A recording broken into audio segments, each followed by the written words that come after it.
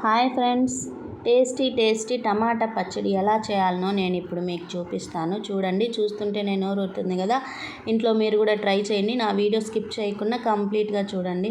నేనైతే 1 kilo tomatoes తీసుకున్నాను. చూడండి, అలా అన్నీ కావాల్సినవి పక్కన పెట్టుకున్నాను. స్టవ్ మీద 1 కిలో టమాటాస్ను సన్న ముక్కలుగా తరుక్కొని ప్యాన్ పెట్టి వేసేసుకున్నాను. ఒక 20 మినిట్స్ మగ్గనివ్వాలండి. మగ్గనిచ్చిన తర్వాత కాస్త చింతపండు వేసుకోవాలి. చిన్న నిమ్మకాయ సైజ్ అంత చింతపండు వేసుకుంటే చాలండి 1 కిలో టమాటాస్కి.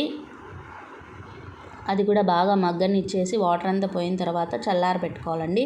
తర్వాత మిక్సీకి వేసేసుకోవాలి పేస్టు. అలా ప్యాన్ పెట్టి ఆయిల్ వేసి అందులో కాస్త పోపు వేసుకోవాలండి.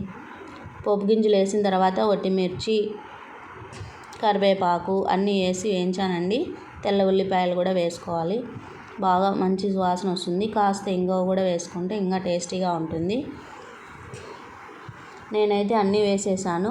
పేస్ట్ చేసి వేసుకున్న టమాటా కూడా వేసేసానండి. ఒక 20 మినిట్స్ బాగా దగ్గర అవ్వాలి. ఇది లో ఫ్లేమ్లో పెట్టుకొని స్టవ్ దగ్గర అవ్వనివ్వాలండి. వాటర్ అంతా పోతుంది. బాగా దగ్గర అయిన తర్వాత మనము ముందుగా తీసుకున్న ఆవాలు మెంతులు పిండి అండి, హాఫ్ స్పూన్ తీసుకొని పౌడర్ కొట్టి పెట్టుకున్నానండి. దానికి సరిపడా కారము, ఉప్పు అన్నీ కూడా వేసుకున్నాను. చూడండి, కావాల్సినంత సాల్టు. నేను కల్లుప్పు వేసానండి. అలా బాగా తిరగనివ్వాలండి. నిజంగా ఈ పచ్చడి ముందర ఏ కర్రీస్ కూడా సూట్ అవ్వవు.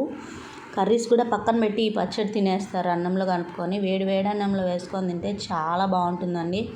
మీరు కూడా ఇంట్లో ట్రై చేయండి. తప్పనిసరిగా టేస్ట్ అయితే సూపర్ ఉంటుంది.